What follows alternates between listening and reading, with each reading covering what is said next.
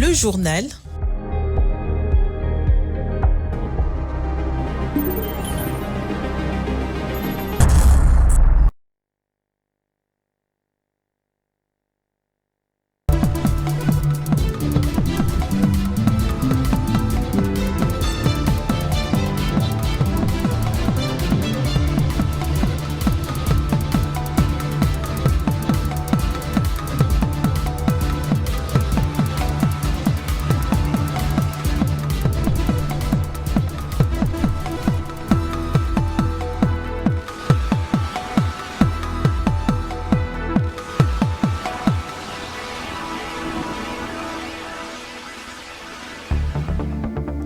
Échange entre le Premier ministre sortant Jean-Michel Sama Lukonde et la Première ministre nouvellement nommée Judith Suminwa Tuluka ce jeudi 4 avril. Au cours de ces tête-à-tête, Sama Lukonde a partagé son expérience avec la nouvelle patronne du gouvernement. Et à l'international, l'intelligence artificielle en imitant le voix, en créant des séquences et en générant des images réalistes s'est imposée dans les paysages médiatiques comme l'une des innovations numériques la plus prometteuses de ces dernières années. Les détails dans ce journal. Mesdames et messieurs, bonsoir et bienvenue à cette grande édition du journal sur Géopolis Télévision. Je l'ai annoncé dans les sommaires. Il a dit « J'ai noté d'elle un caractère de discipline dans le travail, mais surtout beaucoup de technicité et de professionnalisme. » Ces propos du Premier ministre sortant, allais-je dire, Jean-Michel Sama Lukonde, qui a eu un tête-à-tête avec sa successeur Judith Suminwa ce jeudi 4 avril à Kinshasa. Au cours de ces tête-à-tête, Sama Lukonde a partagé son expérience qui a pour objectif de permettre à la nouvelle locataire de tirer de leçons positives. Je vous propose de suivre le Premier ministre sortant dans cet extrait choisi par Jojo Moulamba. Je suis venu voir la Première ministre, Madame Judith Suminwa Tuluka, d'abord pour lui présenter mes félicitations. Félicitations pour le choix porté sur sa personne par son Excellence Monsieur le Président de la République pour l'accompagner dans l'exécutif de ce pays en tant que Première ministre et chef du gouvernement, mais surtout celle qui va implémenter sa vision et permettre la matérialisation, en tout cas des engagements phares qu'il a pris vis-à-vis de la population congolaise lors de son investiture. Donc mes premiers mots, c'était en tout cas des mots de félicitations à Madame la Première ministre. Ensuite, vraiment en toute cordialité, nous avons eu l'occasion d'échanger sur un partage d'expériences.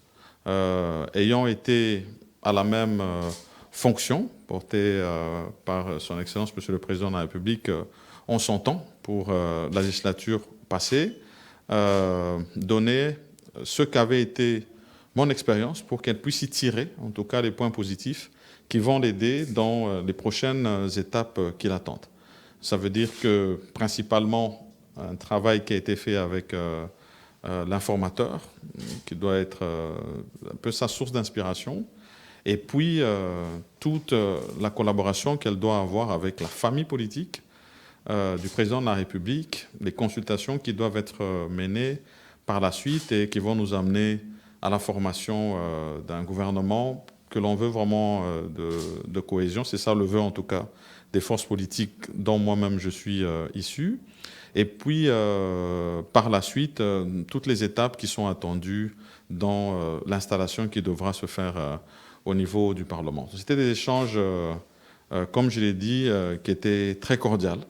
Et vraiment, je lui souhaite plein succès, non seulement dans ces premières étapes qui doivent être accomplies, et où je sais qu'elle aura vraiment l'accompagnement de son Excellence Monsieur le Président de la République, mais surtout dans la suite, dans les attentes de notre population sur tous les engagements qui ont été donnés. Je reste en tout cas convaincu qu'elle sera à la hauteur de la tâche. Sur 108 entreprises et établissements publics, seuls 9 ont déposé leur état financier pour l'exercice 2023 à la Cour des comptes. Voilà, c'est qu'a révélé le premier président de la Cour des comptes lors de la journée de vulgarisation de la loi numéro 18/024 du 13 novembre 2018 portant composition, organisation et fonctionnement de la Cour des comptes. Placée sous les thèmes les dépôts des états financiers à la Cour des comptes, cette activité a eu lieu ce jeudi 4 avril à Kinshasa. Jojo Moulamba et Giscard Tamba y étaient. Les dépôts des états financiers à la Cour des comptes, c'est le thème de la journée de vulgarisation de la loi numéro 18/024 du 13 novembre 2018 portant composition, organisation et fonctionnement de la Cour des comptes à l'intention de mandataires publics.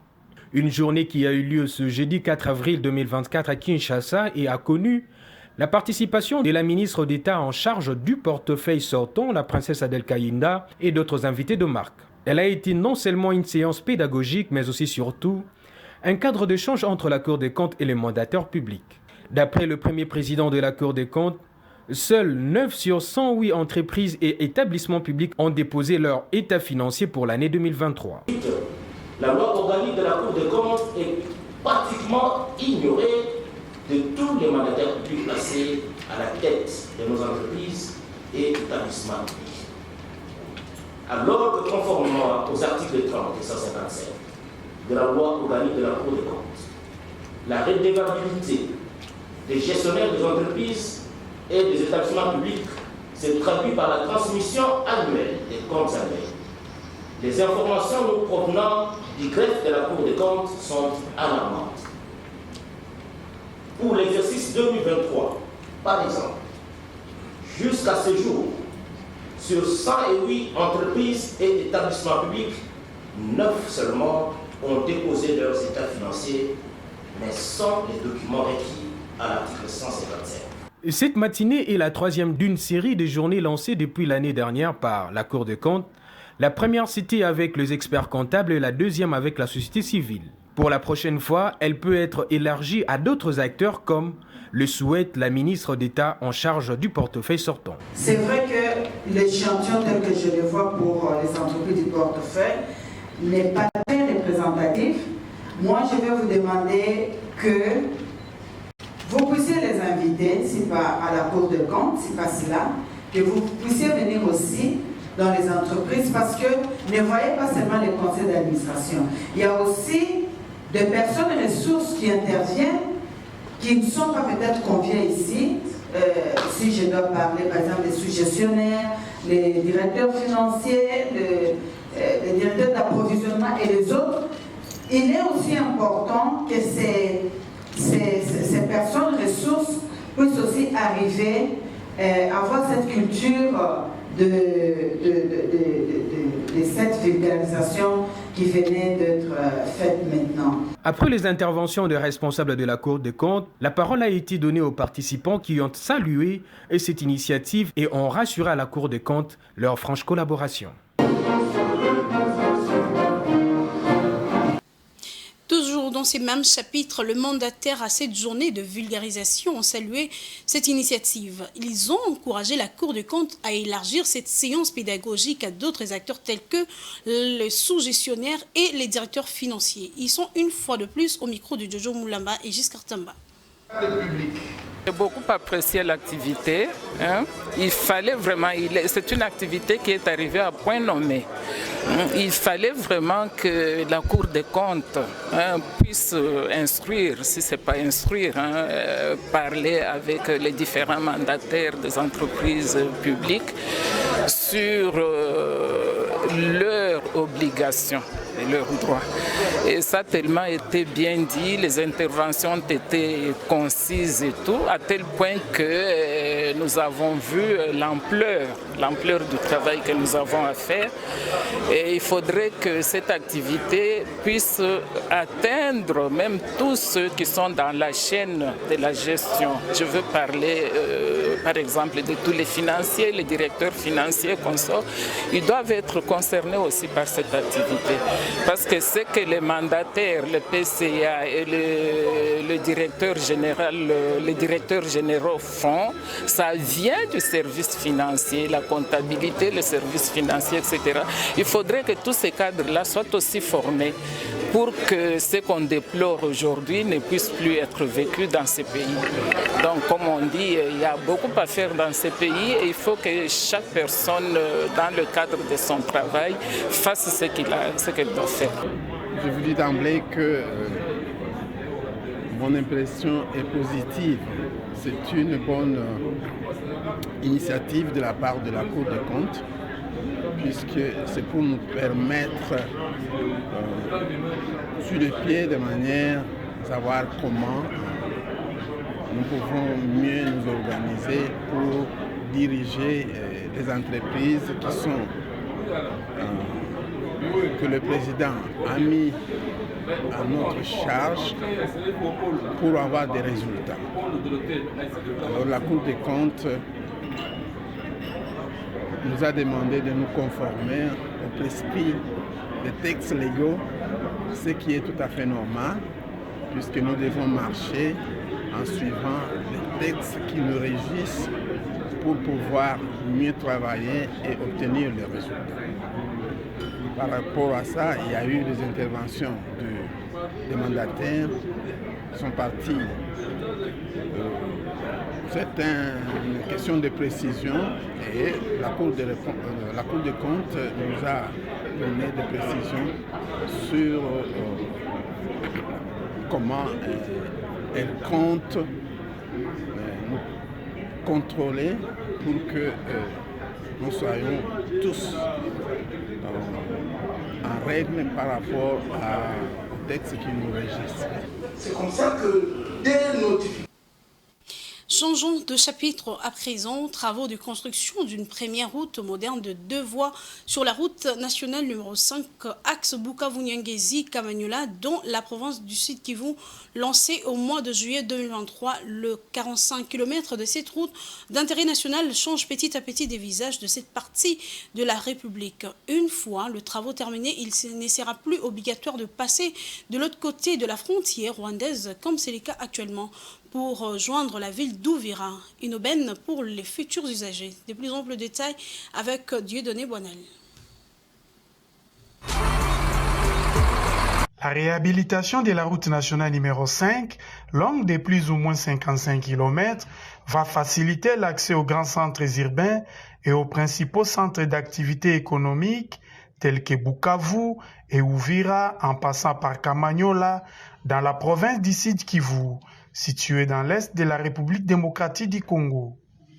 Cette route tracée depuis l'époque coloniale portera pour sa toute première fois une couche d'asphaltage. Au dire des uns et au témoignage des autres, la population est très satisfaite de la réalisation imminente de ces travaux car une fois achevés, ils ne vont plus passer par les pays des 1000 collines pour atteindre la ville d'Ouvira. Notons que ces projets s'inscrivent dans le cadre du programme sino-congolais qui est financé par la Sino-Congolaise des mines, SICOMINE en sigle. Revenons à Kinshasa, focus sur un métier pas comme les autres. La vente de métaux usés à Bandalungwa, certains jeunes se sont fait la spécialité de ramasser la ferraille usée pour recyclage essentiellement.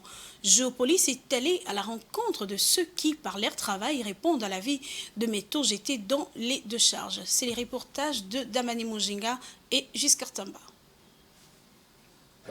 C'est une activité génératrice des revenus à Kinshasa. Depuis quelques années, la vente de la ferraille usée est pratiquée pour recyclage ou à bien d'autres usages.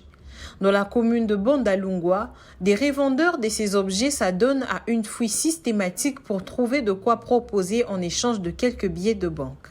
La tâche est ardue, mais souvent la moisson financière ne correspond pas à l'énergie dépensée plus tôt.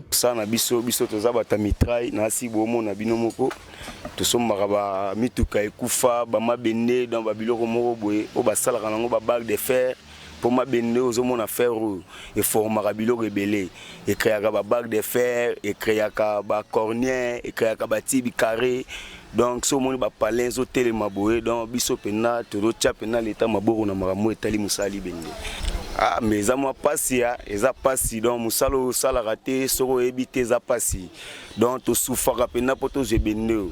Rogola mukapena na tongo boye na odamete obani pena marche ko.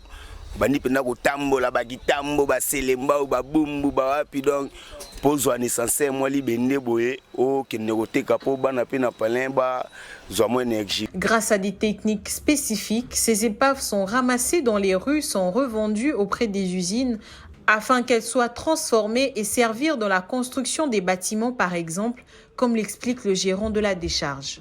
Toso mama bende oko sombata 10 tonnes. Somba ngata 500 francs. Au memi ozumu ko louer mutu quand 700 000 francs. Au charge ma bende, OK na on a limité na 17e mairie ou bien ba chinois na sekuna. OK ndekuna ba zaka ba prix fixe pour l'état na biso a fixa prix normalité. Oya côté la ba india o ba wasala misala mitrai o. Lelo so moni ma bende oyo et produire biloko bende na kati mboka. Ba ma bende o moni o. Ezo produire cuivre, ezo produire ba barre de fer. Ba cornière, ba tibi carré, ba biloko tout ezo construire bandaku. Ils ont apporté à ma bende o. Mais bango ko sombela biso li bende, ba sombela biso li bende na ba prix moko boya ba 700 francs congolais, yo sombi na 500 francs, OK oteka mutu ko louer 700 000 francs congolais, OK oteka kuna na ba 700 francs congolais. Osomona ke bénéfice ezati. Les vendeurs d'épaves appellent les autorités à réguler les choses dans ce secteur car les prix des ventes varient en fonction des humeurs des acheteurs. Dans un autre registre, quelques députés provinciaux de la capitale ont été reçus par le vice-premier ministre en charge de l'intérieur et sécurité. Ils ont reçu de Maître Peter Kazadi quelques conseils pour une cohabitation pacifique entre l'Assemblée provinciale et l'exécutif afin de faire la différence vécue dans les provinces durant la législature passée où la cohabitation était généralement exécrable entre l'exécutif provincial et l'Assemblée de province. Je vous propose de suivre à ce sujet les députés Lévi Mbuta élus de Kinshasa. Députés provinciaux élus de la province de Kinshasa, on a sollicité une rencontre avec le vice-premier ministre, le ministre de l'Intérieur.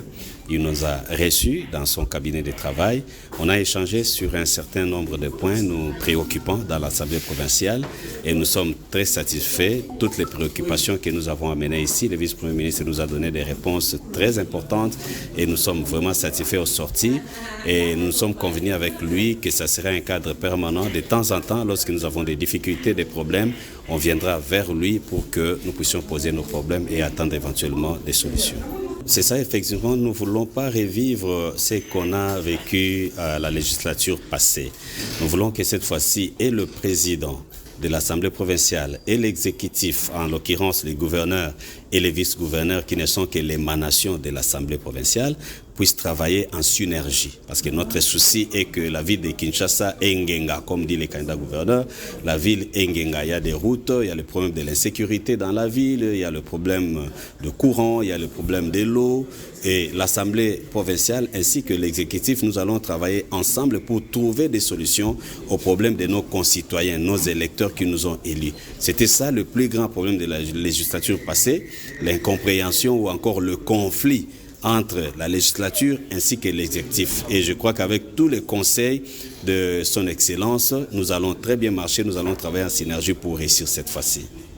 Oui, effectivement, nous avons un ticket. Nous avons un ticket de l'Union sacrée, le mot d'ordre a été donné et le ticket répond pratiquement au profil. Nous avons un gouverneur qui nous a été proposé, c'est un gouverneur qui est compétent, à l'entendre parler, il a des bons projets. Parlons santé à présent. L'autisme, une maladie dangereuse très souvent remarquée chez le jeune enfant. Cette dernière peut engendrer des conséquences néfastes au niveau psychologique et social. Comment faire donc pour être épargné? Tentative de réponse dans cet élément de Rosie Thuyo. C'est un trouble qui apparaît généralement à l'âge de 2 ans, au moment où les cerveaux commencent à se développer. Cette dernière peut causer des dégâts énormes. Selon l'OMS, cette pathologie touche en moyenne un enfant sur 160, mais depuis, selon les experts, les taux de prévalence de l'autisme ne cessent d'augmenter. Au Kenya, par exemple, la Société kenyenne de l'autisme estime qu'un enfant sur 25 serait concerné, un taux supérieur à la moyenne mondiale avancée par l'OMS. En Afrique du Nord, ces troubles du développement concernent 12 800 naissances par an. Pour la RDC, en l'absence de chiffres chiffres certifiés. Il est difficile en République démocratique du Congo de donner les statistiques exactes, mais la maladie existe, même si nombreux n'en ont pas conscience. Le docteur Jérémy Pouty explique. Pour la majorité des personnes autistes, il n'existe pas une seule cause identifiée via un examen médical. Certains facteurs environnementaux ont été mis en évidence, notamment neuro-inflammatoires, les virus, prise de certains médicaments comme la dépakine durant la grossesse. Donc voilà ce que nous pouvons donner comme élément sur les causes de l'autisme. L'autisme, en général, ce que nous faisons comme méthode thérapeutique, ça nous permet tout simplement de réduire la symptomatologie et favoriser le développement et l'apprentissage de l'autiste. Mais dire que ça va se guérir, non. L'autiste ne se guérit pas. On peut réduire peut-être les crises. Il y en a plusieurs, mais on prend deux conséquences essentielles. Nous avons les conséquences de l'autisme dans la vie quotidienne comme première conséquence. Donc il n'est pas rare que ces personnes soient épuisées en permanence, incapables de faire autre chose que travailler. Les adultes souffrent alors de crises de colère, de dépression, de troubles anxieux ou sont suicidaires. Beaucoup d'entre eux perdent leur emploi. Et les conséquences par rapport à la société, ils ont des difficultés à s'intégrer socialement. Pour prévenir l'autisme, il y a une méthode qui semble particulièrement efficace qui consiste à adopter un enfant pouvant déjà parler et faire preuve d'autonomie. De nombreux enfants sont actuellement à l'adoption dans presque tous les pays du monde et une famille aimante leur ferait le plus grand Dieu. Et aussi, je peux dire qu'il y a une autre cause, il y a aussi une autre façon de prévenir, c'est d'éviter de prendre la dépakine durant la période de la grossesse. L'autisme reste dangereux, mais il n'est pas mortel. Il est donc demandé à tous, plus particulièrement à une femme enceinte, de prendre des précautions lors de la grossesse. On est fini avec les informations nationales. Place à présent à la page internationale.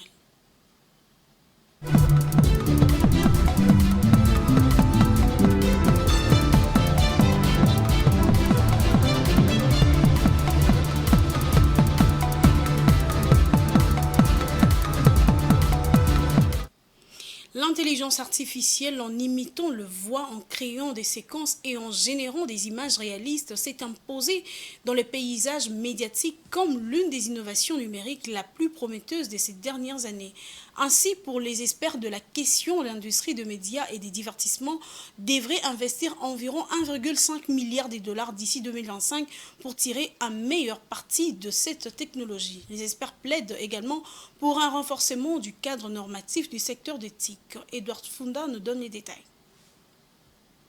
Depuis l'avènement de ChatGPT en novembre 2022, une vague de nouvelles fonctionnalités dopées à l'intelligence artificielle a inondé l'espace médiatique à l'échelle de la planète, mais également en Afrique. En effet, les processus éditoriaux se sont métamorphosés. Présentation assistée par ordinateur, radio filmée, création d'images réalistes, rien n'échappe à cette technologie. Selon les experts africains, il ne s'agit plus de savoir s'il faut utiliser l'intelligence artificielle dans les médias en Afrique, mais plutôt de créer un cadre éthique de formation pour encadrer son utilisation. Générant des gains de temps sur les textes, les images, les sons, les trucages, l'intelligence artificielle enchante, mais aussi effraie.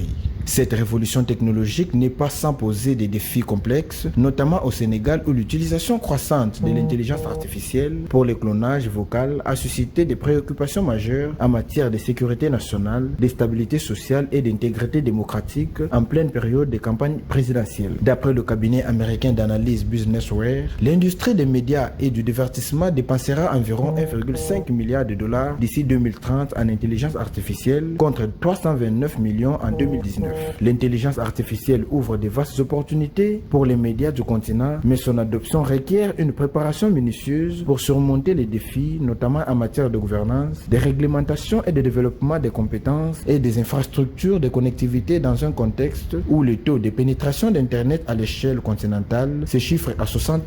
Pour tirer meilleur parti des opportunités qu'offre l'intelligence artificielle dans un continent où le taux de pénétration d'Internet se chiffre à 60%, les spécialistes s'accordent à dire qu'il faut créer un cadre normatif harmonisé afin d'aboutir à un écosystème propice à l'essor des TIC en Afrique. Toujours à l'international, de nombreuses nations se tournent vers l'exploitation durable des ressources naturelles dans le but de se développer. Cette course a lancé au niveau continental alors que les Nations Unies indiquent que l'économie verte inclusive offre à l'Afrique de possibilités crédibles de parvenir au développement durable. Pour les autorités africaines, il est plus qu'urgent de saisir les opportunités de l'économie verte inclusive pour parvenir au développement. Une fois de plus, les détails avec Edouard Funda.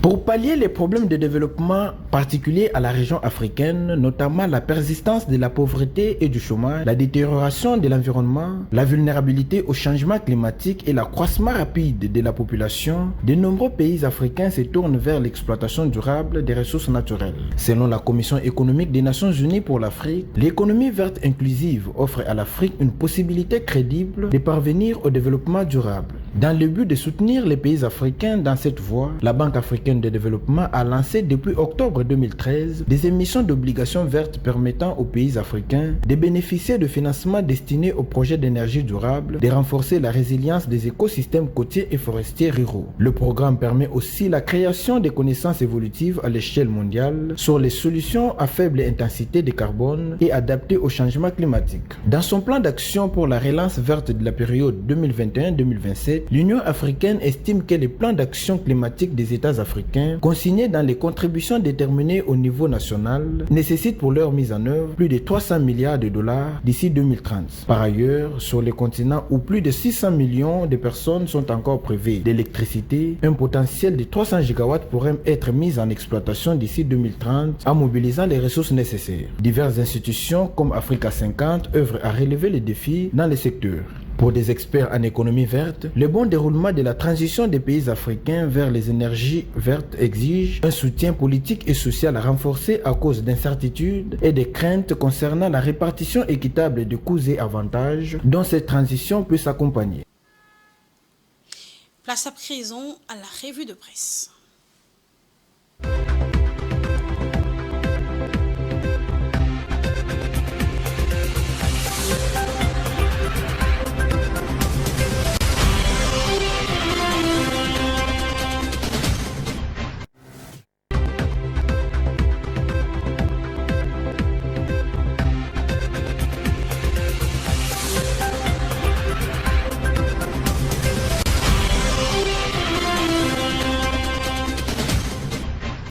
Madame, Monsieur, bonsoir et bienvenue à cette revue de presse. Au sommaire de l'actualité parue dans la ville de Kinshasa, c'est jeudi 4 avril 2024, avec un accent sur la promotion de l'entrepreneuriat. Info 27 titre 6,4 millions d'emplois sur les 5 prochaines années. L'engagement inébranlable de Félix Tshisekedi. L'accélération de la promotion de l'entrepreneuriat en République démocratique du Congo est indispensable pour relever le défi crucial de la création d'emplois dans le pays. Cette nécessité découle de plusieurs constats. Présidant la cérémonie d'ouverture de travaux de la matinée de l'emploi organisée par l'Office national de l'emploi pour la création d'un avenir professionnel solide en République démocratique du Congo. Mercredi 3 avril à Kinshasa, le chef de l'État a réitéré son tout premier engagement pour son second quinquennat, à savoir créer plus d'emplois en accélérant la promotion de l'entrepreneuriat, notamment celui de jeunes, au moyen d'une approche volontariste inspirée des réalités sociétales de la République démocratique du Congo. Dans un autre registre, la prospérité titre « Masculinité positive oblige ». RDC Adolphe Mozito adresse ses félicitations à Judith Souminois. Dans un geste de reconnaissance et de soutien, Adolphe Mozito, ancien Premier ministre de la République démocratique du Congo, a adressé ses félicitations à Judith Souminois Tuluka, la nouvelle Première ministre. Dans son message du 2 avril, il a mis en lumière les défis considérables qui attendent la chef du gouvernement, notamment la précarité de la situation sécuritaire dans l'Est et la nécessité d'améliorer les conditions de vie des citoyens. Et Forum des Askitites, le gouvernement lance bientôt l'opération Panthère Noire. Au grand problème des solutions de choc, sommes-nous tentés de dire, face au banditisme et à la criminalité sévissant dans quelques villes et centres urbains de la République démocratique du Congo, le gouvernement va lancer de manière imminente une opération qu'il qualifie de grande envergure dénommée Panthère Noire. Cette nouvelle initiative gouvernementale sera pilotée par la Légion nationale d'intervention, LNI. L'annonce a été faite le vendredi 29 mars dernier par le VPM, ministre de l'Intérieur, Sécurité et Affaires coutumières, Peter Kazadi, dans sa note d'information présentée lors de la 131e réunion du Conseil de ministres. Fin de la revue de presse. Au revoir.